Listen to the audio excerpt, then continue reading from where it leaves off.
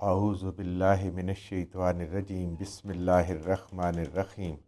اللہم صلی علی محمد و علی آل محمد۔ اللہ جل شانہ کا بے حساب کرم احسان اس ذات کا کہ جس نے ایک دفعہ پھر قرآن مجید سمجھنے کے لیے یہاں پہ ہمیں اکٹھا کر دیا۔ آج ہم انشاءاللہ چوتھا پارہ سورہ آل عمران کی آیت نمبر 135 سے اپنا سبق شروع کریں گے۔ اعوذ باللہ من الشیطان الرجیم بسم اللہ الرحمن الرحیم والذین اذا فعلوا فاحشۃ او ظلموا انفسهم ذکروا اللہ فاستغفروا لذنوبہم ومن یغفر الذنوب الا اللہ ولم یصروا علی ما فعلوا وهم یعلمون۔ والذین، اور جو لوگ،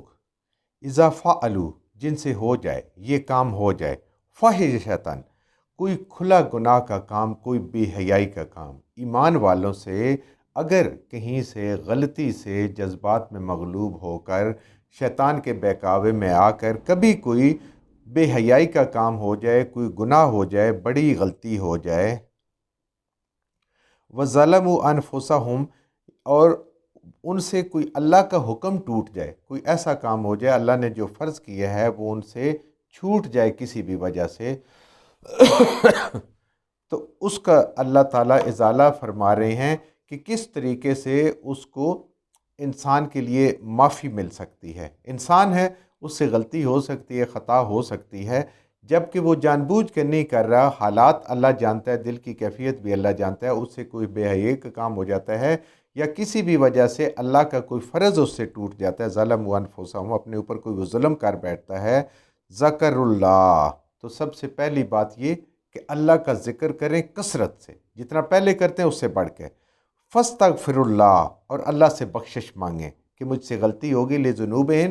گناہ سامنے رکھیں، یا اللہ یہ مجھ سے غلطی ہوگی، تو دلوں کے بھید کو جانتا ہے، میں اپنی اس غلطی پہ نادم ہوں، اللہ سے استغفار طلب کریں۔ وَيَغْفِرُ الذُّنُوبَ إِلَّا اللَّهُ، کون ہے جو اللہ کے علاوہ گناہوں کو بخش سکتے ہیں؟ کوئی بھی نہیں ہے، صرف اللہ ہے۔ وہ مہربان ہو جائے، اپنا فضل کر دے تو انسان کے گناہوں بخش سکتا ہے۔ اے انسان، اللہ کے علاوہ کوئی گناہوں کو بخشنے والا در نہیں ہے۔ آج دنیا میں لوگوں نے بنایا نا، جیسے نصارہ ہیں، عیسائی جن کو ہم کہتے ہیں، وہ پوپ کے پاس جاتے ہیں، اپنے گناہوں کا اعتراف کرتے ہیں، اور وہ کہتے ہیں ٹھیک ہے کوئی بات نہیں، اپنی فیس لیے، اپنے نذرانے لیے اور ان کے گناہ معاف کر دیے۔ کسی انسان کے بس کی بات نہیں ہے، کسی بڑے سے بڑے نیک سے نیک انسان کو یہ اللہ نے اختیار نہیں دیا۔ گناہوں کی بخشش صرف میرے رب کے پاس ہے۔ وہ خود اللہ کہہ رہے ہیں وَمَن يَغْفِرُ الذُّنُوبَ إِلَّا اللَّهُ، اللہ کے علاوہ کون ہے جو تمہارے گناہوں کو بخش سکتا ہے۔ وَلَمْ يُصِرُّوا، اور یہ ان لوگوں کی بات ہے کہ جو اپنے گناہ پہ اڑتے نہیں ہیں، اصرار نہیں کرتے، یعنی بار بار ریپیٹڈلی نہیں کرتے، بس ہو جاتا ہے کسی بھی حالات میں، کسی بھی وجہ سے ان سے گناہ ہو جاتا ہے، لیکن اس پہ وہ اڑتے نہیں، یعنی بار بار اس کو کرتے نہیں ہیں۔ علی ما فعلوا، جو ان سے ہو جاتا ہے، جو گناہ ان سے ہو جاتا ہے وہ اس پہ اڑتے نہیں ہیں کہ بار بار نہیں کرتے، پھر کر لو، پھر کر لو، پھر کر لو، توبہ کر لیں گے، بڑی عمر پڑی، یہ سارا یہ ان کی نیت نہیں ہوتی، بس غلطی سے ہو جاتا ہے، وہ اس پہ بار بار اصرار نہیں کرتے، اس پہ اڑتے نہیں ہیں۔ وَهُمْ يَعْلَمُونَ، اور وہ جان بوجھ کر بھی ایسا نہیں کرتے، وہ جانتے ہیں یہ گناہ ہے، بس ان سے غلطی سرزد ہو جاتی ہے۔ اب دیکھیں اللہ تعالیٰ نے اس آیت میں ایمان والوں کو توبہ کا طریقہ بتایا ہے۔ اگر کسی مومن سے گناہ ہو جائے تو توبہ کا طریقہ کیا ہے کہ وہ سب سے پہلے اللہ کا ذکر کرے کثرت سے، اب اس کے بعد بھی کرتا رہے اور کثیر تعداد میں اللہ کا ذکر کرے، اور پھر اس کے بعد اللہ سے معافی کا طلبگار ہو، اپنے گناہ کو سامنے رکھ کے، یا اللہ میں نے یہ گناہ کیا ہے، مجھ سے یہ غلطی ہوئی ہے، میں اقرار کرتا ہوں، تو مجھے معاف کر دے، اور پھر دوبارہ گناہ نہ کرنے کا اللہ سے عہد کرے، اور دل میں یہ پکا ارادہ کرے کہ انشاءاللہ اللہ کے حکم سے ایک دفعہ تو مجھ سے ہو گئی، یا اب کی بار تو مجھ سے ہو گئی ہے، لیکن میں آئندہ ایسا گناہ نہیں کروں گا۔ اب یہ ساری باتیں وہ ہے جو میرا رب جانتا ہے، اس کو پتہ ہے کہ انسان کتنی اچھی نیت سے، خالص نیت سے یہ بات کر رہا ہے۔ اب جو بندہ یہ کام کرے، اولئک جزاؤہم مغفرۃ، تو اللہ کے ہاں ایسے لوگوں کے لیے کہ جو اللہ کا ذکر پہلے سے زیادہ کرتے ہیں، اپنے اس گناہ کو سامنے رکھ کے اللہ سے استغفار طلب کرتے ہیں، اور اس کے بعد دوبارہ گناہ نہ کرنے کا پختہ عہد کرتے ہیں، دل سے عہد کرتے ہیں اللہ کے سامنے، ان کے لیے جو بدلہ ہے مغفرۃ من ربہم، اللہ اعلان فرما رہے ہیں کہ ایسے لوگوں کو میں معاف کر دوں گا، ان کے گناہوں کو معاف کر دوں گا۔ وَجَنَّاتٍ تَجْرِی مِن تَحْتِہَا الْأَنْہَارُ خَالِدِینَ فِیہا، صرف معاف نہیں کروں گا بلکہ ایسے لوگوں پہ جو اپنے گناہ سے رجوع کرنے والے، توبہ کرنے والے ہیں، ان کو میں باغات دوں گا جن کے دامن میں نہریں بہہ رہی ہوں گی، اور وہ ہمیشہ ہمیشہ ان کو مل جائیں گے۔ وَنِعْمَ الْأَجْرُ الْعَامِلِینَ، اور بہت ہی نعمتیں ہوں گی، اجر ہوگا، ثواب ہوگا ایسا عمل کرنے والوں کے لیے۔ اب دیکھیں 3 چیزیں توبہ کے لیے اللہ نے بتائیں کہ اپنے اللہ کا ذکر سب سے زیادہ کر دو، بڑھا دو اس کو، اللہ سے معافی طلب کرو اپنے گناہ کی جو تم سے گناہ ہوا ہے، اور اللہ سے اس گناہ کے دوبارہ نہ کرنے کا عہد بھی کرو، اور اس کے بدلے میں 3 انعامات اللہ کی ذات جو ہے وہ ہمیں دے رہی ہے۔ ایک تو مغفرت کر دی، جنت دے دے گی ہمیشہ ہمیشہ رہنے کے لیے، اور بہترین نعمتیں عطا فرمائے گی انشاءاللہ اس زندگی میں بھی اور آخرت میں بھی۔ 3 کام سے گناہ بھی گئے اور اتنا بڑا اجر بھی ملا۔ اور جب انسان گناہ سے توبہ کرتے ہے، یہ والی توبہ ذکر کی کثرت ہو جاتی ہے، گناہ سے توبہ ہو جاتی ہے، اور اللہ سے پختہ عہد کرتے ہیں، تو شیطان کا منہ کالا ہوتا ہے، شیطان پریشان ہو جاتا ہے کہ اس سے میں نے گناہ کروایا تھا، اس کو میں نے بہلا لیا، پھسلا لیا، لیکن اس نے تو وہ درجہ حاصل کر لیا کہ اگر یہ گناہ نہ کرتا تو شاید اتنے رجوع اللہ کی طرف نہ کرتا، نہ معافی مانگتا، نہ استغفار کرتا، اور نہ آئندہ یہ اتنا کانشیس ہو جاتا کہ یہ گناہ اس نے دوبارہ نہیں کرنا۔ تو اللہ 3 انعامات عطا فرما رہے ہیں، مغفرت بھی دیں گے، ہمیشہ ہمیشہ رہنے والی جنت بھی دیں گے، اور بہترین نعمتیں عطا فرمائیں گے ثواب کے طور پہ، اجر کے طور پہ۔ قد خلت، بے شک اے لوگو پہلے بھی گزری ہیں، من قبلکم تم سے پہلے، سننن کئی نافرمان قومیں، کئی نافرمان قوموں کے واقعات۔ تم ہی اکیلے انسان نہیں ہو اے اہل عرب اور اے امت محمد صلی اللہ علیہ وآلہ وسلم، آپ سے پہلے بھی ایسے امتیں گزری ہیں، ایسے لوگ گزرے ہیں۔ فسیروا فی الارض، تو سیر کرو، پس پھرو، چلو پھرو اس زمین میں، فانظروا کیف کان عاقبۃ المکذبین، تو پس دیکھو کہ کیسا انجام ہوتا ہے ان لوگوں کا جو اللہ کے حکموں کو جھٹلاتے ہیں، اللہ کے انبیاء کو جھٹلاتے ہیں، اللہ کی کتابوں کو جھٹلاتے ہیں۔ یہ آج بھی آثار ان پرانی قوموں کے موجود ہیں۔ جب یہ اہل عرب، اہل مکہ شام کے تجارتی سفر میں جاتے تھے تو ان کے راستے میں یہ پڑتی تھیں قوم عاد اور قوم سمود کی بستیاں، اور حضرت لوط علیہ السلام کا علاقہ جہاں پہ آپ مبعوث ہوئے تھے اور ان لوگوں پہ عذاب آیا، اور یہ آج بھی موجود ہیں۔ آج کل تو لوگوں نے اس کے ویڈیوز بھی بنا لی ہیں اور یوٹیوب میں اس کو ڈال دی، ان کو دیکھا جا سکتا ہے، یہ عبرت کے لیے کہ تم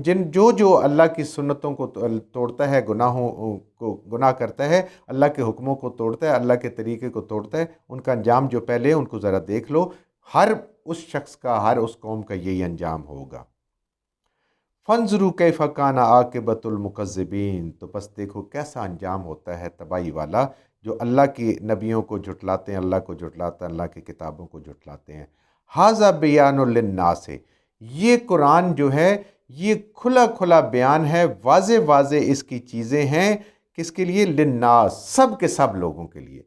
تمام لوگوں کے لیے جب یہ قرآن اترے تو سب کے لیے اس میں بیان ہے۔ لیکن اس سے فائدہ کون حاصل کرے گا؟ ہدی و موعظۃ للمتقین، قرآن کی تعلیم تو سب انسانوں کے لیے ہے، مگر اس سے فائدہ صرف اور صرف وہ اٹھائیں گے، اور اس سے ہدایت اور نصیحت صرف وہ حاصل کریں گے جو اس نصیحت کے طلبگار ہوں گے۔ جن کو اس نصیحت کی طلب نہیں ہے، اپنے آپ کو کامل علم والا سمجھتے ہیں، اپنے آپ کو اس کتاب سے، نبی کریم صلی اللہ علیہ وسلم کی سنتوں سے برتر سمجھتے ہیں، ان کو کبھی بھی اس سے ہدایت حاصل نہیں ہوگی۔ ہدایت حاصل ہوگی جو پڑھے گا اس قرآن کو، سمجھے گا اس قرآن کو، صرف اور صرف ہدایت کے لیے، نبی کریم صلی اللہ علیہ وسلم کی احادیث مبارکہ پڑھے گا صرف اور صرف ہدایت کے لیے۔ یہ اکثر میں نے پہلے بھی عرض کیا تھا، مضمون بار بار آئے گا کہ قرآن کو جب بھی پڑھیں سوائے اس کے کوئی مقصد نہیں انسان کا ہونا چاہیے کہ یا اللہ مجھے ہدایت دے، مجھے صراط مستقیم دے، مجھے وہ شعور دے دے کہ میں وہ زندگی گزاروں جس سے تو راضی ہو جائے،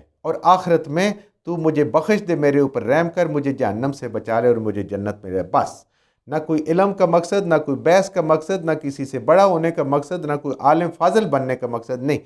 آگے جو کچھ اللہ عطا کرے گا وہ انشاءاللہ عین ہدایت ہوگی۔ اس نیت سے قرآن کو پڑھنا چاہیے، ہمیشہ ہمیشہ کے لیے سمجھنا چاہیے انسان کو۔ پڑھتے تو ریڈنگ تو ہم ویسے کرتے، اس میں تو کچھ ہمیں سمجھ نہیں آتی۔ قرآن کی سمجھنے کا ایک اور ایک یہ مقصد ہے، اور اسی مقصد کے تحت ہم یہ درس بھی کرتے ہیں کہ اس میں سمجھنے کے لیے میری بھی ضرورت ہے، آپ کی ضرورت ہے، ہم سب کی ضرورت ہے۔ اللہ ہمیں صحیح صحیح سمجھ عطا فرمائے۔ ولا تہنو، اور مت سستی کرو، مت کمزوری دکھاؤ، ولا تحزنو، اور بالکل کبھی غم نہ کھاؤ، وانتم اہلون ان کنتم مؤمنین، اگر تم ایمان والے ہو۔ اللہ کا دیکھیں کتنا بڑا وعدہ ہے کہ اگر تم ایمان والے ہو، سچے مومن ہو، دل سے اللہ کو مانتے ہو، اللہ کی توحید کو مانتے ہو، اللہ کے حکموں کو مانتے ہو، اللہ کے حکموں کو آگے رکھا ہوا ہے، نبی کریم صلی اللہ علیہ وسلم حکموں کو آگے رکھا ہوا ہے، اور شیطان کو، اپنی خواہش نفس کو اور دنیا داری کو پیچھے کیا ہوا ہے، تو پھر اللہ کہہ رہے ہیں کہ پھر اللہ کے کام کرتے ہوئے، نیکیاں کرتے ہوئے کبھی کمزوری اور سستی جو ہے وہ نہیں دکھانا، بے دلی سے کام نہیں کرنا، خوش دلی سے نماز پڑھنی ہے، خوش دلی سے صدقہ کرنا ہے، خوش دلی سے خیرات کرنا ہے، خوش دلی سے کسی کے کام آنا ہے، بیزاری سے نہیں ہے، مجبوری سے نہیں ہے، خوش دلی سے اچھے طریقے سے بے دل ہو کے کام نہیں کرنا۔ ولا تہنو، بالکل سستی نہیں دکھانا، ولا تحزنو، اور نہ ہی کسی بات پہ پریشان ہونا ہے کہ کبھی آزمائش آ جائے، اللہ کی طرف سے آئی ہے اور یقیناً وہ درجات بڑھا کے جائے گی، اجر دے کے جائے گی، اگر اس کو اس طریقے سے ہم نے اس کا آگے سے جواب دیا جیسے اللہ نے حکم دیا ہے۔ وَأَنْتُمْ أَعْلَوْنَا إِن كُنتُم مُؤْمِنِينَ، دنیا میں ہمیشہ ایمان والے غالب رہیں گے۔ آج جو دنیا میں ایمان والوں کو غلبہ نہیں ہے، ہر جگہ یہ پریشان حال اور ذلت میں نظر آتے ہیں، وجہ یہی ہے کہ ہم نے قرآن کو سمجھا ہی نہیں تو ہم عمل کیا کریں، نبی کریم صلی اللہ علیہ وسلم کے مبارک حدیثوں کو ہم نے پڑھا ہی نہیں ہے تو ہم اس پہ عمل کیا کریں گے، اللہ کو ہم نے پہچانا ہی نہیں ہے تو ہم اللہ کی مانیں گے کیسے؟ یہ قرآن پڑھیں گے تو ہمیں رب کی بھی پہچان ہوگی، نبی کریم صلی اللہ علیہ وآلہ وسلم کی شان کی بھی پہچان ہوگی، اور اللہ کے حکموں کی پہچان ہوگی، اور اللہ کی ذات کی بھی پہچان ہوگی، تو پھر ہمیشہ غالب یہ رہیں گے، اس دنیا میں بھی اور آخرت میں بھی۔ اور جب تک مسلمان قرآن کو سمجھتے تھے، قرآن پہ ان کا عمل تھا، تو دنیا میں غالب رہے ہیں۔ جب چھوڑ دیا، اپنے نفس کی ماننی شروع کر دی، اپنی منمانیاں کرنی شروع کر دی، تو یہ ذلت کے گڑھے ملیں گے۔ اللہ کا یہ وعدہ ہے، اور اللہ کا وعدہ سچا وعدہ، قرآن کا وعدہ سچا وعدہ، نبی کریم صلی اللہ علیہ وسلم کا ہر وعدہ سچا وعدہ ہے۔ وَإِن يَمْسَسْكُمْ، اور اگر لگے تم کو، مس کرے تم کو، قرحن، کوئی زخم، فقد مس القوما، تو بے شک یقیناً لگا ہے، مس ہوا ہے، القوما، اس قوم کو بھی، قرحن مثل ہی، اس جیسا ہی زخم۔ یہ وہی جیسے سلسلہ چل رہا ہے، بیچ میں اللہ تعالیٰ اپنی جو باتیں ہمیں بتانا چاہتے ہیں اس حوالے سے بتاتے ہوئے کہ غزوہ احد کی بات ہو رہی ہے۔ غزوہ احد میں مسلمانوں کو بہت نقصان ہوا، اور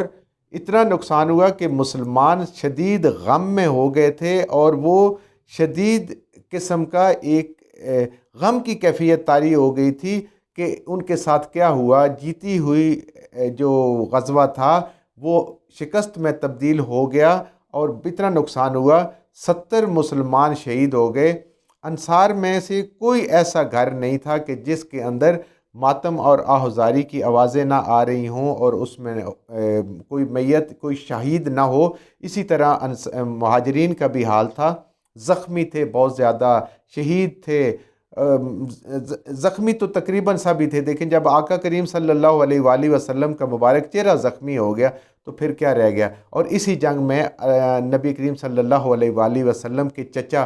حضرت حمزہ رضی اللہ تعالیٰ عنہ وہ بھی شہید ہو گئے، جو آپ صلی اللہ علیہ وسلم کے تقریباً ہم عمر تھے، اور آپ کے ساتھ بڑی محبت کرتے تھے، اور ایک دوسرے کے ساتھ بڑی دوستی تھی ان کی، اور بڑا آپ صلی اللہ علیہ وسلم کو غم تھا۔ اتنا غم تھا، دیکھیں نبی کریم صلی اللہ علیہ وسلم کو، کہ آپ صلی اللہ علیہ وسلم نے فرمایا کہ ہم تو مہاجر ہیں، حمزہ کو تو کوئی رونے والا بھی نہیں ہے۔ تو پھر انصار کی عورتیں اکٹھی ہوئیں، اور وہ انہوں نے حضرت حمزہ رضی اللہ تعالیٰ عنہ کے گھر میں گئیں، اور وہاں پہ انہوں نے ان کی مزاج پرسی کی، ان کے گھر والوں کی جو وہاں ان کے موجود تھے ان کی ڈھارس بندھائی، اور پھر ان کو تسلی دی۔ یہ اتنا غم تھا، آپ اندازہ کر سکتے ہیں کہ جب نبی کریم صلی اللہ علیہ وسلم اتنے غم میں تھے تو سارے غم تھے۔ تو اب اللہ جو ہیں وہ کہہ رہے ہیں کہ اے ایمان والو، جس طریقے سے تمہارے دلوں کو زخم لگے اور تمہارے جسموں کو زخم لگے ہیں، 1 سال پہلے بدر میں تم اس قوم کو بھی لگا چکے ہیں، तिलकल अय्यामो, ये दिन हैं नुदाविलुहा बैन अन्नास, जो हम लोगों में फेरते रहते हैं। ये तुम्हारी आजमाइश थी जिसमें तुम्हें आजमाया है हमने। आगे अल्लाह ये फरमा रहे हैं लियअलम अल्लाह हो, ताकि अल्लाह जाहिर कर दे। अल्लाह तो सब कुछ पहले भी जानते हैं और बाद में भी जानते हैं, उसके लिए सब कुछ हाजिर है। अल्लाह पूरी दुनिया के सामने, उनके सामने जाहिर कर दे कि लोग अपने नबी सल्लल्लाहु अलैहि वसल्लम के लिए और इस दीन के लिए, अल्लाह के लिए अपनी जानें भी कुर्बान करने के लिए तैयार हैं, और किस हद तक कुर्बान करने के लिए तैयार हैं उसकी मिसाल उहद में अल्लाह ने सामने पेश की। तो अल्लाह कहते हैं इससे परेशान होने की ज़रूरत नहीं है, ये हमारे दिन हैं, हम फेरते रहते हैं, कभी उनको ऊंच देते हैं, कभी आपको देते हैं, लेकिन आखिरी जो गलबा है जो हमने अभी पीछे भी पढ़ा है कि वो ये है कि आला जो है वो कामयाब जो है वो आखिरी कामयाबी ईमान वालों की है। तो ये तो हमने जाहिर किया ताकि लोगों को, दुनिया को पता चल जाए अल्लाह जीना उन लोगों का आमनू जो ईमान लाए हैं कि वो अपने ईमान में कितने सच्चे हैं, लोग भी ये देख लें कि वो अपनी जान देने से भी नहीं डरते। यत्तखिज़ा मिनकुम शुहदा, और दूसरा हम ये चाहते थे कि तुम ही में से ऐसे लोग हों कि जिनको हम दर्जा शहादत पे फायज करें। ये अल्लाह की मंशा थी कि एक तो ये कि लोगों को पता चले कि तुम्हारा नीयत कितनी खालिस है, ईमान कितना बुलंद है, और तुम में से शहादत दे के मरना तो देखे थे, आज ओहद में नहीं है तो फिर मौत आ जानी है, मौत तो आनी है, लेकिन हम आपको चाहते थे कि शहादत का दर्जा आपको मिले कि क़यामत वाले दिन आप अल्लाह के सामने शहीदों की सफ़ में खड़े हों, नबी करीम सल्लल्लाहु अलैहि वसल्लम के हाथों से हौज़ कौसर पिएँ और अल्लाह के इज़्न से लोगों की शफात भी करें। ये दर्जा देना था। वल्लाहु युहिब्बुज़ ज़ालिमीन, अल्लाह ज़ालिमों से मोहब्बत नहीं करता। अल्लाह कुफ़ार को इसलिए नहीं उनको बरतरी कुछ मिली कि अल्लाह उनसे मोहब्बत करता है और तुम्हारे साथ मोहब्बत नहीं करता, नहीं, अल्लाह ईमान वालों से ही मोहब्बत करते हैं। ये दिनों का फेर है और ये तुम्हारी आजमाइश है ताकि दुनिया देख ले, तुम्हारे ईमान का लेवल देख ले कि कितना ऊंचा और कितना ज़्यादा है, और फिर तुम में से तुम्हें शहीदों का और तुम्हें जंग में ज़ख्मी होने का जो अजर मिलना है वो अजर दे, और क़यामत वाले दिन दुनिया देखे कि ये वो लोग थे जो अल्लाह के दीन पर, अल्लाह के रसूल सल्लल्लाहु अलैहि वसल्लम पर जाने निछावर करने वाले लोग थे। आज इनके क़यामत में कितने दर्जात बुलंद हैं। तो ये सारी चीज़ें मोमिनो तुम्हारे हक़ में जाती हैं। काफिरों की कुछ पलड़ा भारी होने का मतलब ये नहीं है कि अल्लाह उनके साथ है। अल्लाह कभी भी काफिरों से, ज़ालिमों से मोहब्बत नहीं करते। जो कुछ हमने सही सही पढ़ा अल्लाह हमारे ज़हनों में, दिलों में बिठा दे। जहाँ जहाँ पढ़ते हुए बोलते हैं हमसे गलतियाँ होगी, अल्लाह में माफ़ फरमा दे, और उन गलत बातों को हमारे ज़हनों से, दिलों से अल्लाह की ज़ात निकाल दे।